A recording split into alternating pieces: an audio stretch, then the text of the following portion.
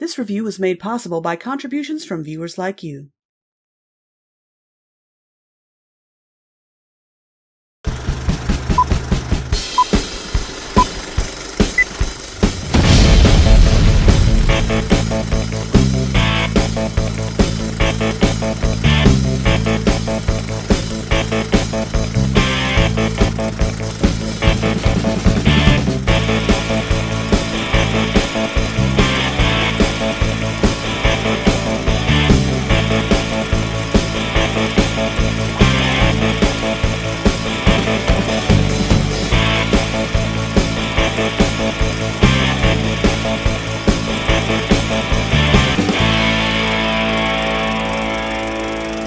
Memories on me of magic.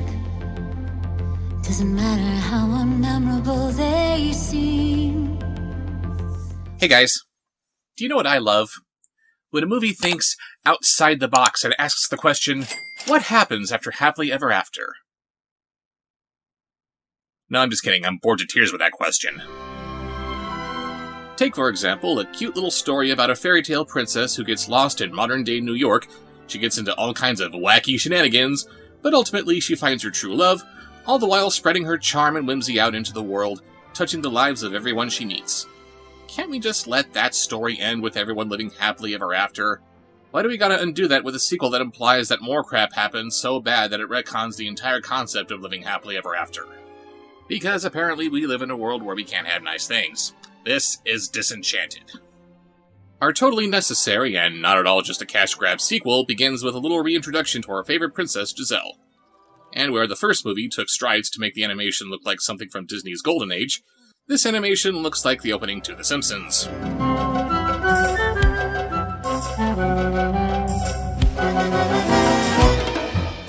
Once upon a time, in a magical kingdom called Andalasia, a baby was found in the forest. That's no baby.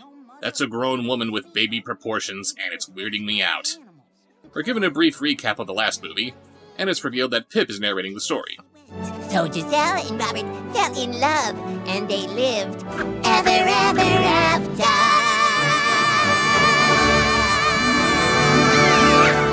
I want Pip to introduce all of the sequels we review from now on, along with his adorable little Piplets.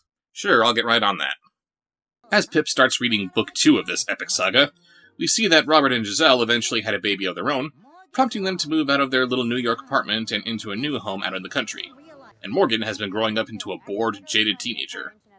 I could understand this character turn in any other movie, but how does this happen when you're living with a frickin' fairy tale princess who radiates happiness with every fiber of her being? They move into a quaint little town called Monroeville, where oh my god, that house is gorgeous and I want it! No, I don't care that they're trying to make it look like a piece of crap. I will happily take that fixer-upper and make it the dream home that it really is. A new baby in town? Well, we would have brought gifts. Oh, we're great with naps if you ever need help. Oh, hi, Flora, Fauna, and Merryweather.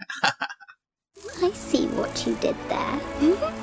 Morgan, mopey teen that she is, just wants to go back to New York, so Giselle sings a song to help change her tune. In a yard that's full of four-leaf clover, we'll bloom where we've been transplanted, and life will be brimming with even more joy in store than before. Why is no one else singing with her? She carries around musical numbers in her purse, and no one is joining in? The workers? The animals? No one? Spoiler alert, this weird lack of whimsy radiation is never explained. This is like Superman waking up one day to find that he has no powers, and he just forgets about it. After showing us Morgan's terrible room that's bigger than my room and my storage locker combined, we then meet the town's welcoming committee. Hope you don't mind. Door was open. Giselle and Robert, right? And Morgan. Oh, and little Sophia. We're the Karens. Maya Rudolph here plays Malvina Monroe. Yes, her name is literally Mal. Ugh. And she welcomes them to the town her family had built while firmly establishing herself as the head honcho. The next day of their new lives away from it all begins. They deal with all the inconvenient little stressors of real life. And I have no idea why they're being presented as this new phenomenon. Shouldn't they have been dealing with all this crap over the last decade or so?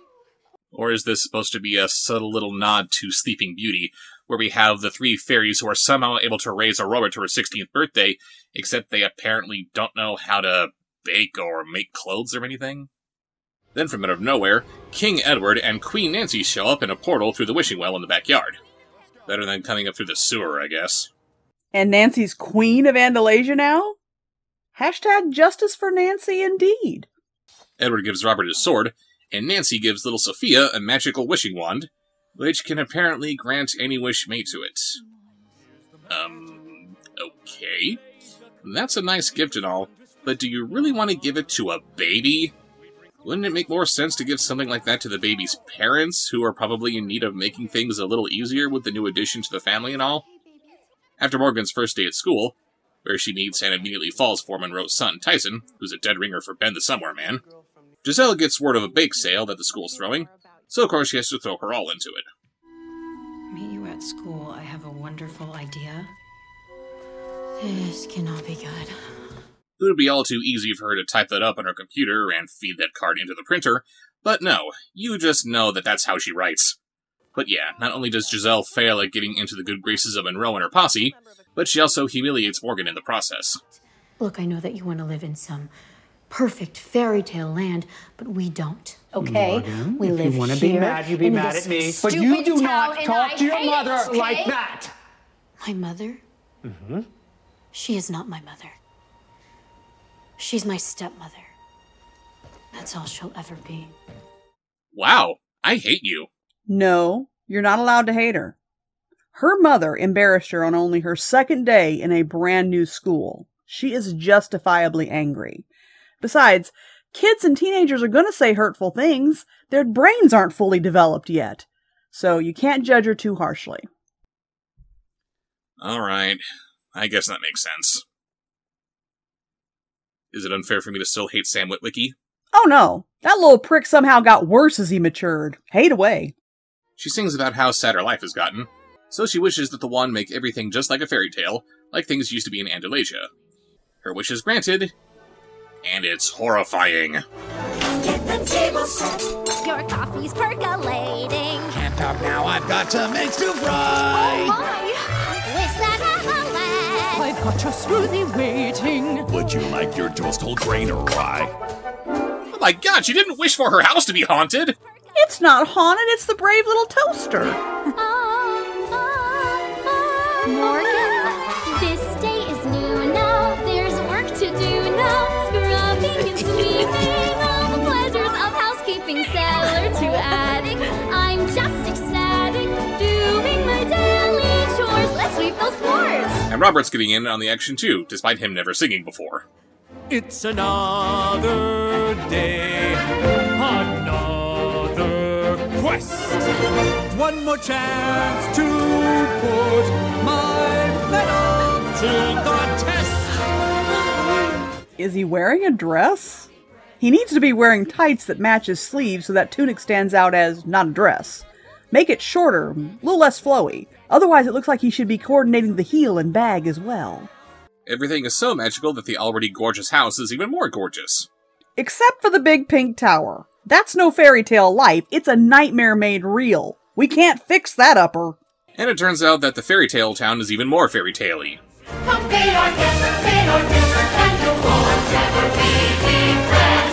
Ugh. I may be rolling my eyes at that, but I have to remind myself, it's still better than what Descendants gave us.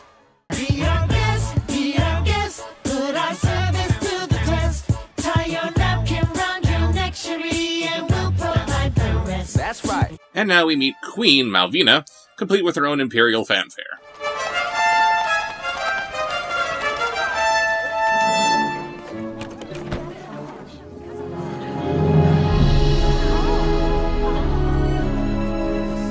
Giselle, how lovely to see you. Out doing some last-minute shopping for tonight, are we?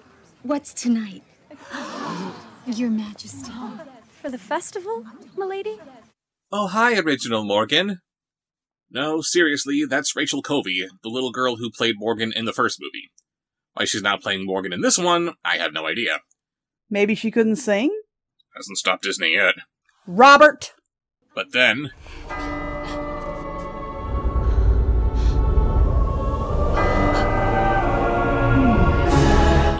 no! Someone found Giselle's jewel!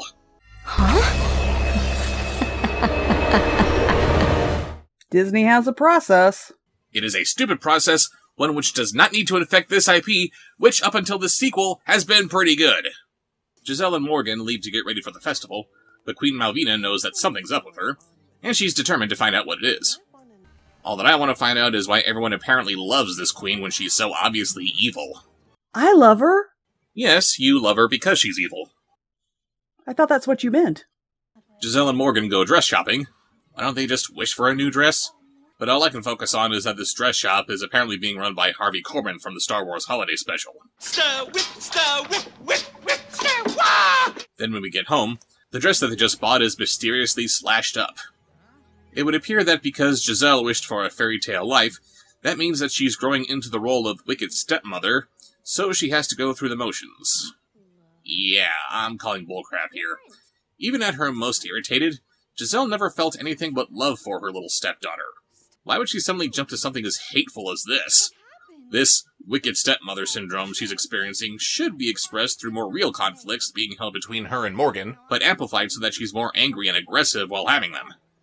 There was an episode of Beast Machines where the Maximals were infected with a virus that made them all overly aggressive to each other, but everything they were fighting about was based on disagreements they were already having before the virus infected them. You could have brought this whole tunnel down on our heads! Who let us down here in the first place, right into an ambush? So now it's my fault?! It's a miracle you survived as long as you did, squabbling the way you do! Well, it's a miracle we survived at all! With you and your buddy shooting at us all the time! Back off, rat! Why don't you both back off? But this? I'm honestly surprised that the wish didn't give Giselle a mustache to twirl. But in spite of this obvious betrayal, the sweet, perfect fairy tale Morgan is as chipper as ever. Oh! Thank you for everything, stepmother. And why is Morgan back to calling her stepmother? I get her weaponizing the word when she was humiliated earlier, but despite her snarky teenageness, her default title for Giselle has been Mom. It's beautiful, Mom. Here we are, a family starting over. Mom.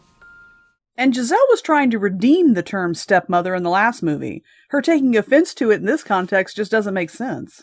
Since Giselle suspects that she might be turning evil, naturally her first instinct is to look in a mirror. Oh, my hair, it's so high and my dress is so low. Your hair looks the same as it always does. And there ain't nothing wrong with titties. Oh no, Pip. I'm afraid that my wish is turning me into A what? a wicked stepmother. What? Come on. No. You can't just put on that face. For all you know, you're just turning into an actress who can fall into any character or emotion put to her during an acting exercise. This face should have come from Morgan voicing the slightest of protestations, which should in turn make Giselle reply with, "Hold your tongue!" Oh, but get this. Remember how this little chateau was supposed to be a fixer-upper? Since Giselle is turning into a wicked stepmother, apparently that means she already has a history of being a wicked stepmother, and she put Morgan into the tower and boarded up her windows to keep her from ever escaping. What? We should have seen Morgan's room being all pretty and perfect. And pink? And pink. Anyway, we then see this a couple of days later, implying that Giselle's been being evil without remembering any of it. Also, Cinderella was being forced by her wicked stepmother to do all the chores around the house, but Morgan was singing about how she enjoys doing chores. How wicked a stepmother can Giselle really be if she's asking Morgan to do things she already loves doing, and why would she be living in such squalor? This room should look as immaculate as the rest of the house. Oh, Pip, do you know what this means? I am the villain of Monrelasia. Well, you're not the only villain. Well, that's silly. There can only ever be one villain. Apparently Giselle's never seen a Batman movie. Oh, and get this. Because Giselle turning herself into a wicked stepmother wasn't bad enough, look at what happens to Pip. Oh,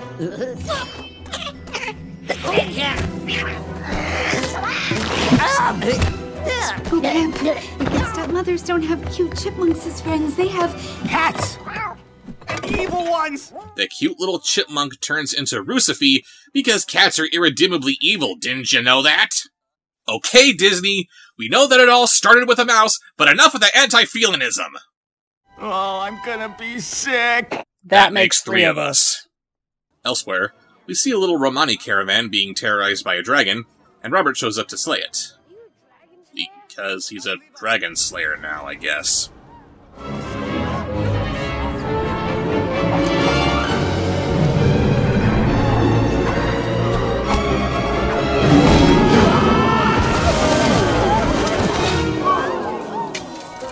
Have you done this before?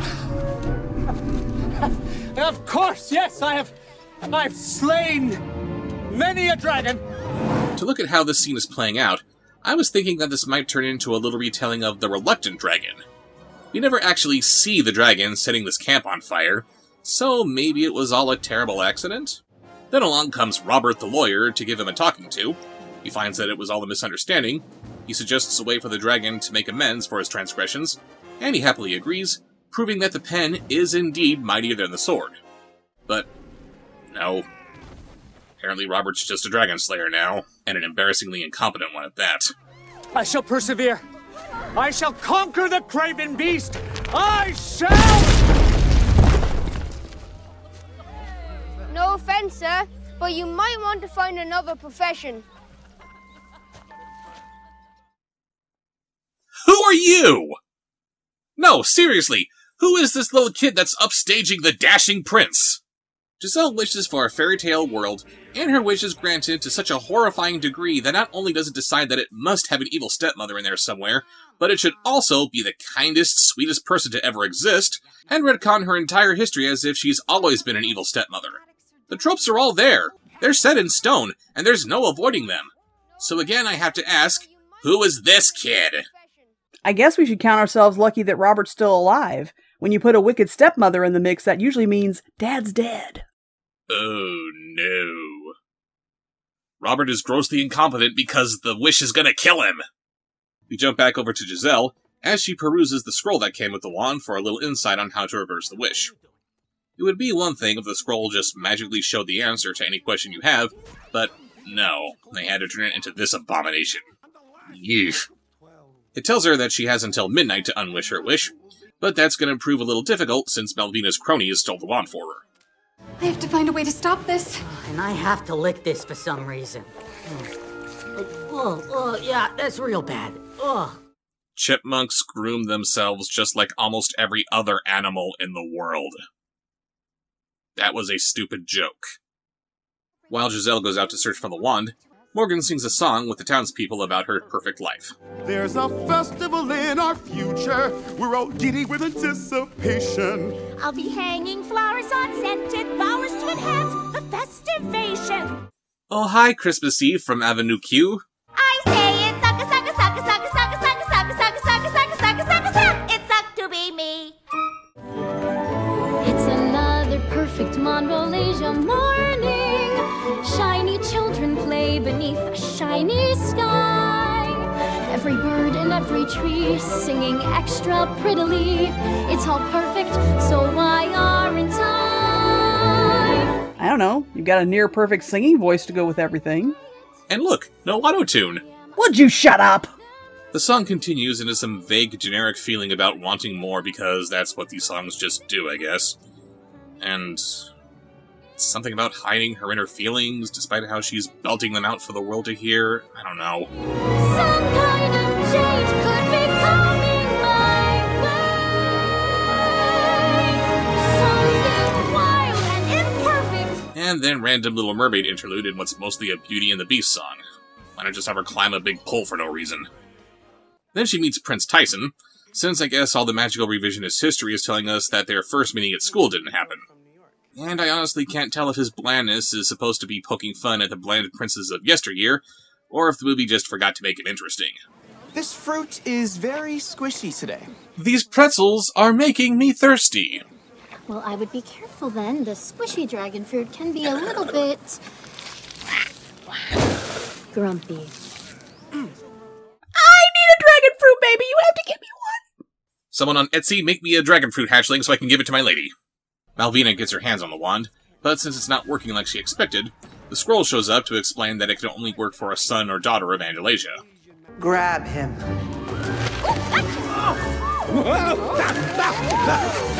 Please, I'm tickling. No, you're not going anywhere.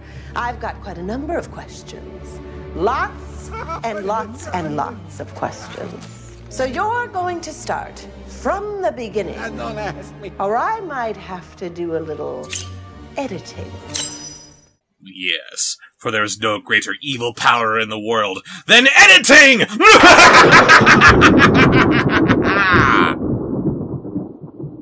Did you like that? That thunder and lightning wasn't actually there. I did it with editing! Giselle seeing Morgan hitting it off with Tyson makes her forget what she was doing, and naturally she forbids her from going to the festival with him. Please, please don't do this. Please. Morgan? Stepmother. Morgan. Are you okay? Never better. Now we're going back up to your tower. Morgan, you have to listen to me. Oh, yes, yes. Perfect little Morgan. Not so perfect now, is she? Don't you dare! Really hates the stepmothers is... Yeah, I guess marrying someone who already has children brings on dissociative identity disorder. Who knew? And was Amy Adams incapable of speaking in a lower register? She sounds like Lady Vader. Morgan. Giselle shoves Morgan down the wishing well so that she can get help in Andalasia. If you want us to think that she's really wicked, movie, have wicked stepmother Giselle shove her down the well in an attempt to kill her since she forgot about the wishing well being a portal to Andalasia. That'd do it. Wretched girl. Oh, thank God, the baby's still alive. It's been 20 minutes since we last saw little Sophia, and with all this other shit that's been going on, I was afraid that Giselle might have eaten her. You three. You look like you're good with children. My precious darling needs tending to. See to it. And that's literally all that they do for the rest of the movie. A lot of people tend to criticize the original Sleeping Beauty for being kind of backwards in its female lead not doing anything and needing a man to save her, while completely forgetting that it was the fairies who were the real heroes of that movie. And now they're just a couple of props. Nicely done. Giselle deduces that it was Malvina who took her wand. She goes to confront her not only to get it back, but also to challenge her for the throne, and Malvina accepts to face her in a duel at midnight. Why? Some newcomer barges in and says, "This town is mine," and this somehow doesn't make Malvina just use her magical powers to kill Giselle right here and now? She has no reason to accept this challenge. Please don't fear that you are upsetting me. Dear, I barely know you're there. Sorry, were you speaking? You're hard to see. Like a smell that lingers in the air. Trying to be clever, that makes no sense. That's a role you haven't earned. You don't see your own insignificance. Well, it's time you learn. The other songs from the first movie were all nods and homages to the songs of Disney movies past, but what is this supposed to be? When did we ever see the villain and the hero have a mambo off?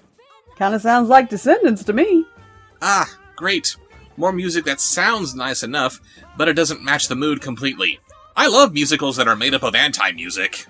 Nobody ever would bother to tell a tale with Maleficent and with Cruella. Confirmation that Disney is a part of this universe. Where's the mouse to slap them with a cease and desist? Oh, they only do that with you. And no one would bother to tell a tale with Maleficent and Cruella? I guess the show Once Upon a Time isn't very big in this town. We then see a really clunky transition into Andalasia. No, I don't care that I'm nitpicking here, this just bugs the crap out of me.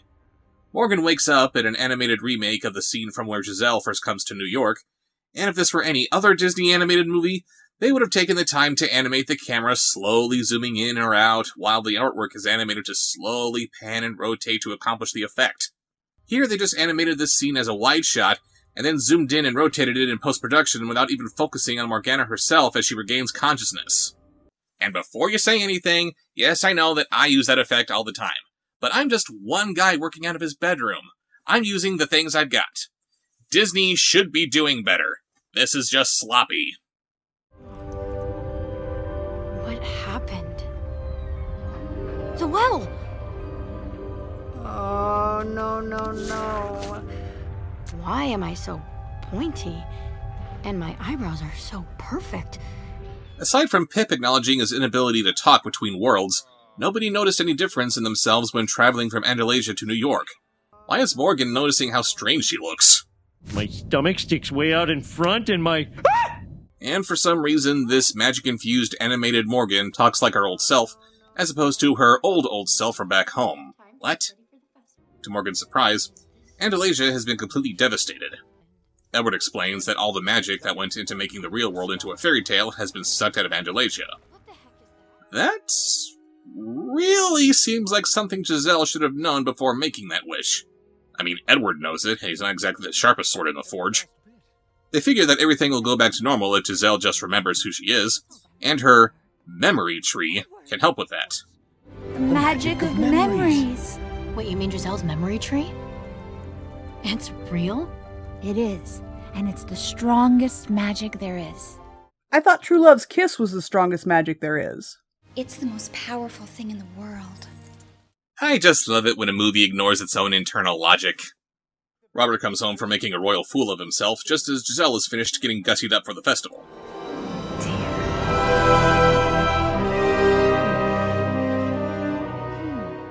Two things. One, that dress is awesome. Yes, it is. It's so awesome that it has its own evil fanfare. Two, if your princess was showing off in a dress like that, would you look concerned like Robert is? Actually, I think I might, if I had the feeling that that's what she was going for. Oh no, it looks like I'm in trouble. Wink, wink. Very wink, wink.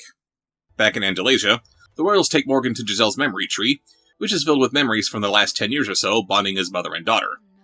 If memories are the strongest magic, and a wish like, I wish my life was like a fairy tale, demands so much more magic to make it come true, wouldn't that wish tap the magic of memory trees like this first?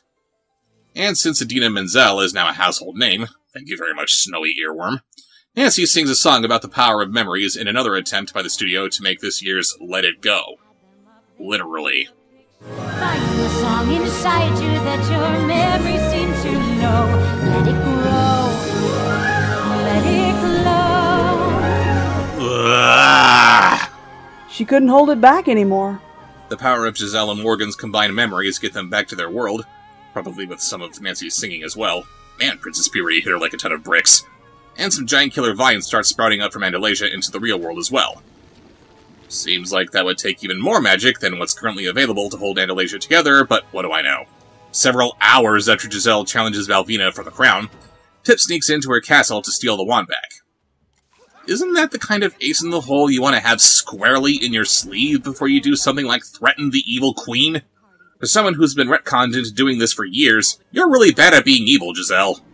She gets to the ball, wand in hand, and this epic battle to the death between villainesses can begin. Round one, fight! But their fight to the death is interrupted by the vines taking over the castle. Since Giselle is pretty much evil for the sake of evil anyway, why isn't she the one summoning these vines? You know, since I am the Queen of Giselasia now, I think we should make this place a little more me. Morgan shows up with her own memory tree that she made when she was a kid. She gives it to Giselle, and then she just tears it up. Sure is a good thing that memories are the strongest magic of all, huh? Apparently these memories are dead set on being the magical MacGuffin to save the day, since tearing them up and letting them on fire makes them more powerful somehow. They magically poop Giselle back to normal, as they do with Pip as well. Okay, maybe I could buy the whole memories are the greatest magic of all thing, and that's enough for Giselle's evil half to go into remission, but what the hell does that have to do with Pip? If it's undoing what was done to Giselle and subsequently undoing what was done to Pip, shouldn't that imply that everything will be going back to normal? Things go from bad to worse as Malvina breaks the wand, Giselle starts dying, and then...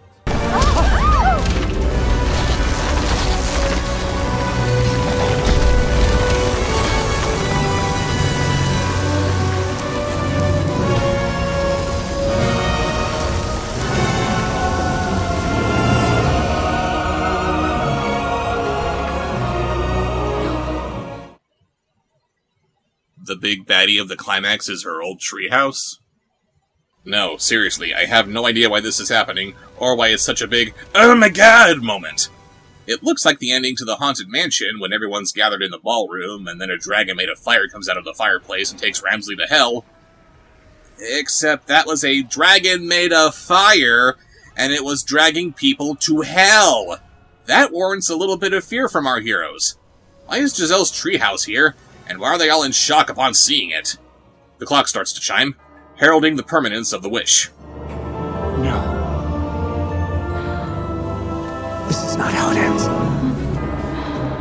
I'm coming with you. Oh no, please don't tell me that you're gonna stop the spell by stabbing the clock and keeping it from striking 12?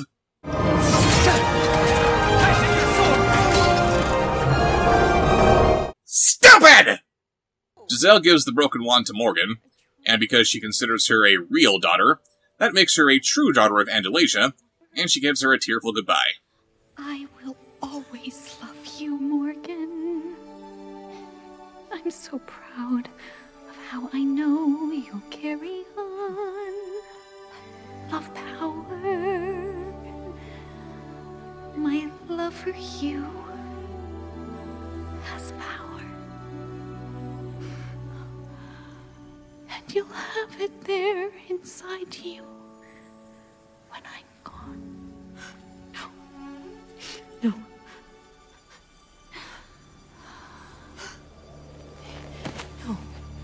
No. No, no, no, no, no. What do I wish for? Please. Please don't go. Please don't leave me. Please. Giselle! No, not Pip! Oh, he'll be fine. No, he's dead! Shut up! It really is a shame. Amy Adams brings her A-game to everything she does, and this is a sad moment, but come on, are we really supposed to believe that she'd die and stay dead in a property like this? This is the same studio that needed to bring back the alleged mistress of all evil after she was turned into ashes. Of course she's gonna be fine. Despite the wand being broken, and, you know, the deadline being well past midnight, stopping the clock doesn't actually stop time, you idiots! Morgan wishes that she was back at home with her mom, and that's somehow enough to undo everything. If the wishing wand is enough of a dick to take a wish like, I wish I had a fairy tale life, and then it does something as cruel as turn you into the villain of your own story, why wouldn't that same wand take, I wish I was home with my mom, and just poof Morgan back into her dingy little attic room with her mother's corpse? But yeah, Morgan's completely unrelated wish hits Control-Z on Giselle's wish. For some reason, the two of them are the only ones with any memory of what's happened. Giselle and Malvina are friends now, and they all lived happily ever after until the next sequel comes along to ruin things even more. So that was Disenchanted, and it left me disgruntled. I mean, what a letdown. While the first movie had its flaws, it was still a cute little send-up of the Disney canon while still contributing to it in its own right. This movie is just a mess. There's no reason for Giselle to have lost her princessy mojo. Her turn to evil is too cartoonish to take seriously. They turned Robert into an idiot, probably because of girl power, but it's so badly executed that it can't even get that point across. The story doesn't make any sense, the songs are forgettable, the animation looks like it came out of a direct-to-video sequel, and the whole thing about Giselle and Morgan reconciling their relationship as mother and daughter was a problem that shouldn't have even been a thing. Giselle has been Morgan's mother figure since she was 6. Morgan's not going to remember anything about her life before she came along. Teenage angst aside, Giselle is her mother as far as she's concerned. Oh yeah, and can we please stop with the cat hate already? The next time that a story ends with, and they lived happily ever after, please do us all a favor and just keep it that way. See you later. Please don't fear that you are upsetting me. Dear, I barely know you're there. Sorry, were you speaking? You're hard to see. Like a smell that lingers in the air. Trying to be clever, that makes no sense. That's a role you haven't earned. You don't see your own insignificance. Well, it's time you learn. You may think you're bad, but darling, I am badder. Really, sweetie, where's the thrill in being just a has-been, a wannabe villain? You're a garter snake, and I'm a big boss adder. Face it, I am so much better than you.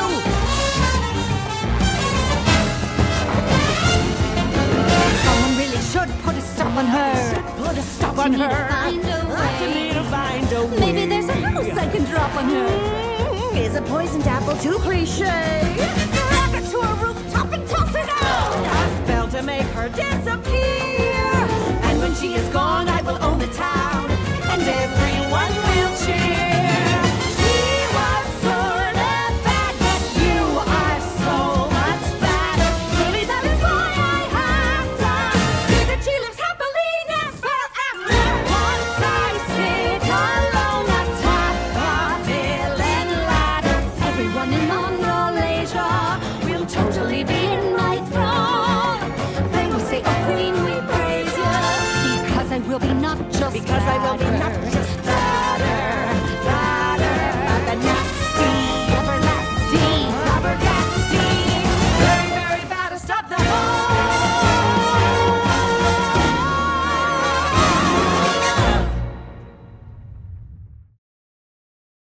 Is it unfair for me to still hate Sam Witwicky? I wouldn't call it unfair, but do you really need to hate someone who's dead? Ah, Sam Witwicky is dead. That's my happy place. Hey guys, and welcome back to this next question of the review. We are answering the question that is accommodating with Enchanted, which was what, Raven? Well, we kept it simple this time, and just asked, who is your favorite Disney princess and why? And there's actually quite a wide range of answers to this very simple question, so sometimes the simplest things in life can be the better ones. But in future questions, please be sure to include the why while being brief. That was a problem that we ran into with some of the answers. Some of them were really good, but just too long. And some of them were just like, I like this princess, with no explanation. So we can't really use that because there's not a whole lot for us to discuss. Exactly. And discussion here is key. We like bouncing ideas off of each other, with us and with you guys. You make us think. My answer to the question was definitely Giselle. All of the Disney princesses embody admirable qualities, the patience of Cinderella, the irrepressible positivity of Snow White, etc. But as is demonstrated in this movie, Giselle has a stronger grasp on those qualities and really knows how to use them. It's a good thing that she's as good-natured as she is, because with her amazing princess powers, she could very easily take over the world and no one would have a problem with it. That's a very interesting take. Giselle is pretty cool, but a little too perky. And too pink. She's very pink. She is wonderful, but not my favorite princess. I actually didn't answer this one, but I will chime in when I get to one answers that were mine. In fact, here it is. Shampoo 8R. Shampoo 8R. Shampooer? Shampooer. Shampoo hater. Maybe. Shampoo hater. Okay. H8R. Ah, gotcha. All right. Says Belle from Beauty and the Beast, the original animated version, because I think she's probably the first princess we met who wasn't dreaming about true love or looking for a prince. She just wanted to read books and help her father, and she was the only lady in town who never fell for Gaston's charm. And very smart to emphasize that this was the original animated version, because the live-action version is just horrible.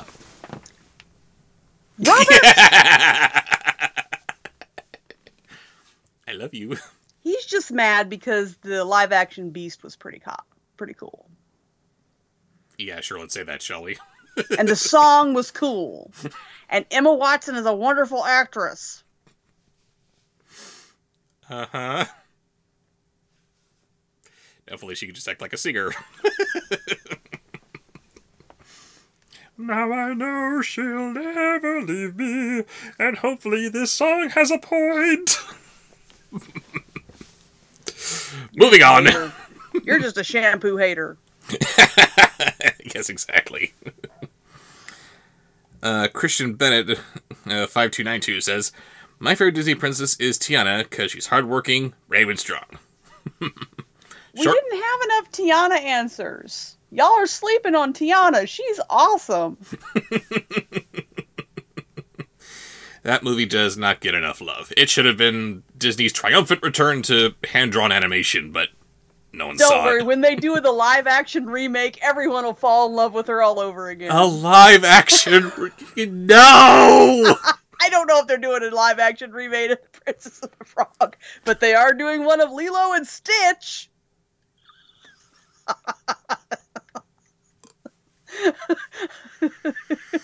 May I rant? Yes, you may. Briefly. Hey, keep it brief. I will try to keep it brief. Here we go. As much as I object to it, I at least understand the idea behind telling a somewhat more updated story for current year audiences of these classic fairy tales, which might not fit here and there with where we are now. But Lilo and Stitch was made 20 years ago! What is there to update? A lot's changed in 20 years. Has there really? I don't think alien encounters have changed much in 20 years, though. I don't think so. And also, this is why it needs to be in 2D animation. Stick with me here for a moment. Stitch is, for whatever reason, vulnerable to water, right? I don't remember it because it's been 20 years since I've seen the movie. for whatever reason, he cannot stand water. So it's very ironic that he lands, 1, on a planet that's mostly covered in water, and 2, he lands on a little teeny tiny island. He is trapped on top of being trapped. And all of the backgrounds that we see in the movie, they're painted in watercolor! Even on beautiful. It's beautiful. And it's terrifying. Even on dry land, Stitch is haunted by water. You're not going to get that in a live-action remake where they're just going to suck all the art right out of the movie. You don't know that they're going to suck all the art right out of the movie. 2 words. Lion King. You haven't reviewed that yet. No, but everyone else knows what I'm talking about. But you're not supposed to say your opinion yet. Because you know it's coming. You got to review it. Spoiler alert, the Lion King doesn't look like the Lion King. There. Okay, that's enough. Enough said. Anyway, moving on. Other than that, he has no opinion. Other than that, I have no opinion. Okay. So, Evie Rawlings says, Rapunzel all the way! In all caps. Rapunzel! Rapunzel! What kind of a name is that? Though the reason behind it is more because of the TV show rather than the movie. Okay. Before I go any further, let me just say, if we have not reviewed it, there is a very good chance we have not seen it. We rejected some answers to the questions because you guys were all like, well, the movie sucked, but boy, she was great in the TV show. And we're going, I didn't watch a TV show. So I don't know how to talk about this. Just keep it in mind when you're answering. If we haven't reviewed it, first of all, we can't give you our opinion on it. And if we haven't reviewed it, chances are we haven't watched it. But anyway. It's Evie, so we'll let this go. Evie's cool. All right, I do love the movie, but in the TV show, we get to see her as an authority figure, a princess, as the authority figure a princess really is. She studies law. My hair is flying into my mouth. She studies law, makes an effort to know each of her subjects on a personal level, and leads those subjects to battle to save their kingdom not once, but twice. Wow. We have no idea what you're talking about, but she sounds amazing. But at least it sounds awesome, right? Right. Shy Cartoon Girl says, Mulan. Despite her culture and the law, she went off to war to spare her father from possibly dying. She tries so hard to keep her family honor, despite knowing she could be killed for doing so. She found strength and courage in herself for standing for what she believes in after being looked down on a society for not being feminine enough. She showed all of China that just because she's a woman, that doesn't mean that she's beneath the men of her country. And in the end, she was rewarded for it. She got the Emperor's approval, China's love and respect, and most of all, the knowledge that her father still loves her without honor being tied to it. Which I disagree with at one point, Shy. Honor was very much tied to it. It just proved to her father that she would bring honor to her family without having to have the arranged marriage and use the traditional gender roles. It was just a different kind of honor. It was just a different kind of honor, but it was still honor. She definitely brought honor to her family. I love Mulan. Again, you love the animated Mulan. I love the animated Mulan. You can't say anything else. We love the animated Mulan. Can I say she was realistically awesome? Yes, in the animated movie, the Mulan was very realistic. And it was proven by the fact that she figured out how to get up the pole.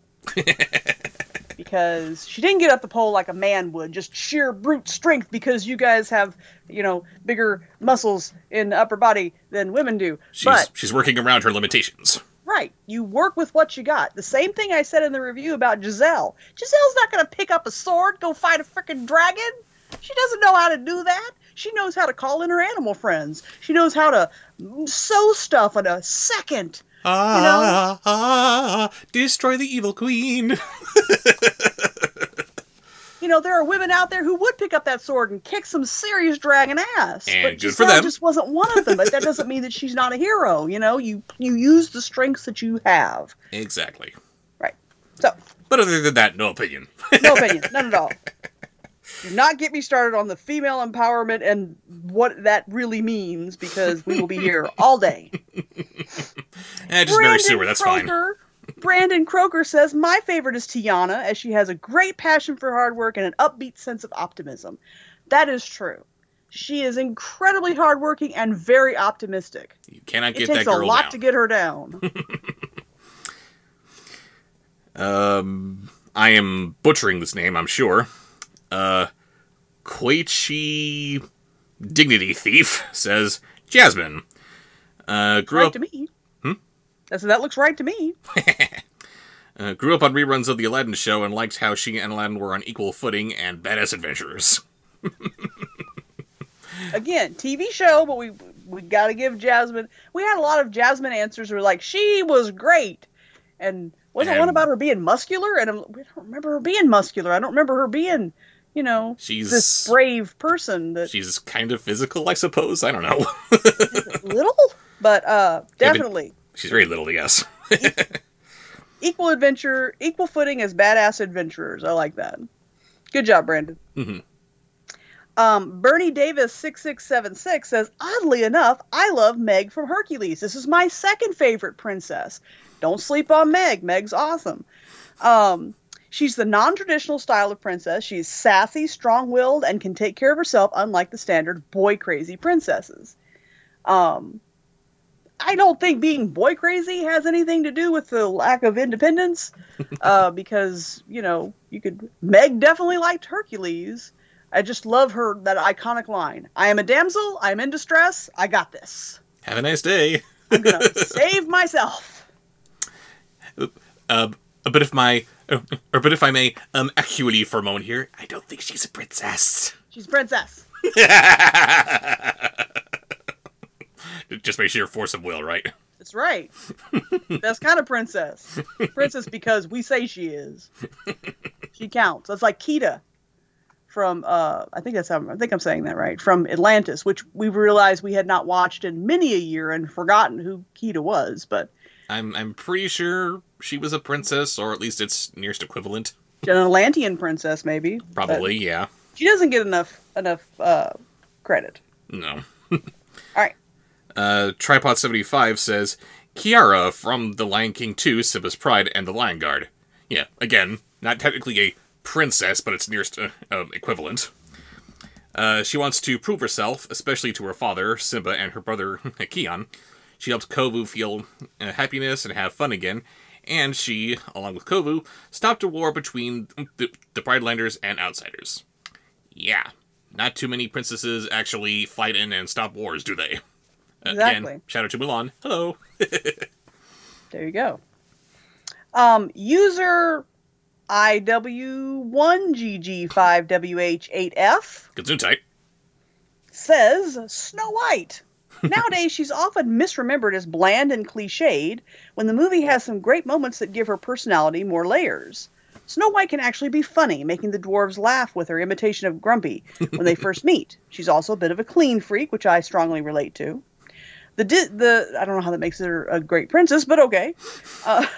It's good to be clean. The scene where she takes charge and orders the dwarves to wash before dinner is one of my favorites. Snow White is not only the original Disney princess, but for me, she is the one that combines charm, optimism, and humor the most effectively.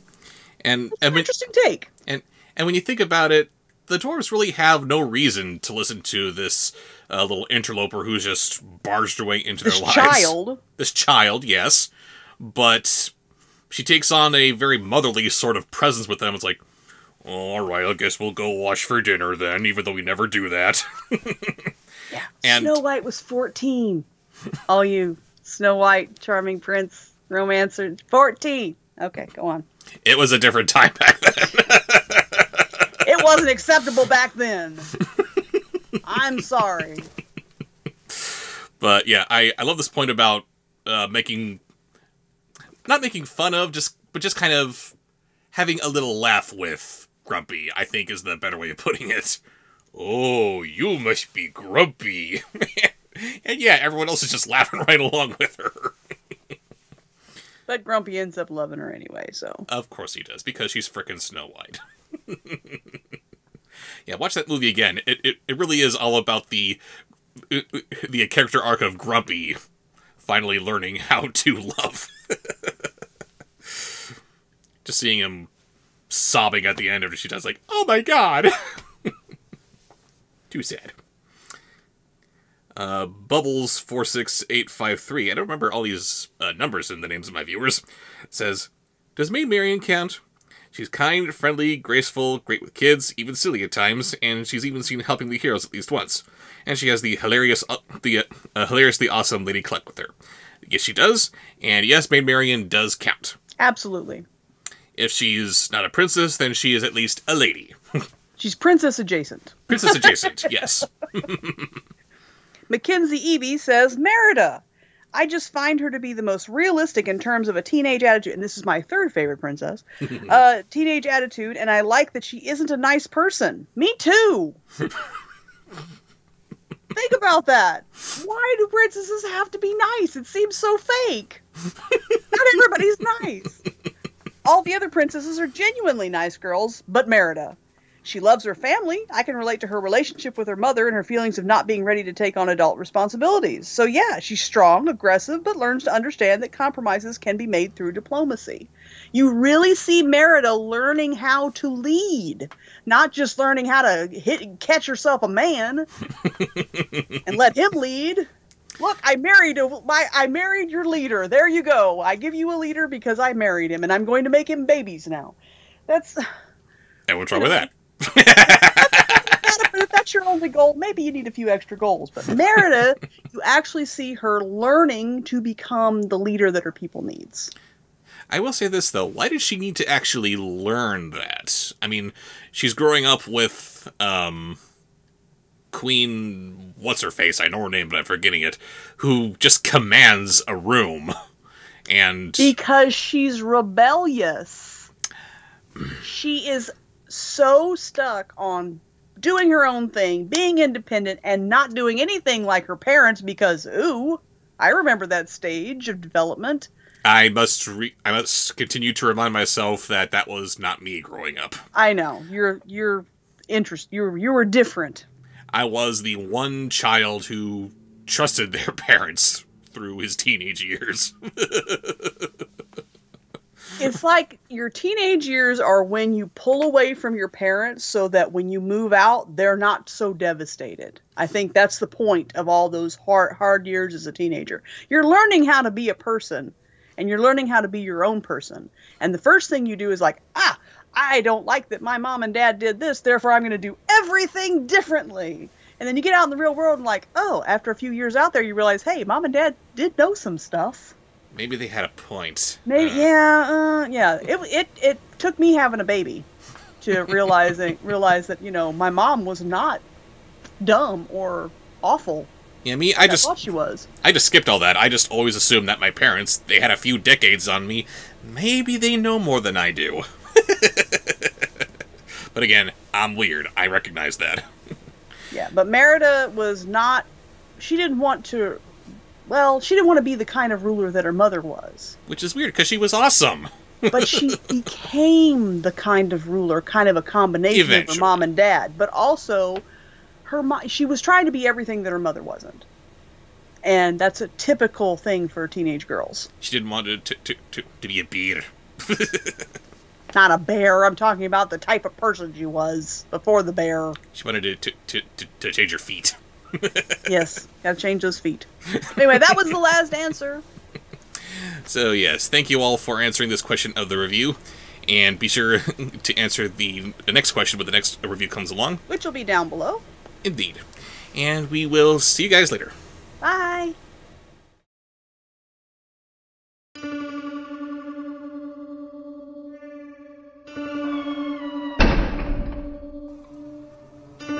Subscribe, like, follow.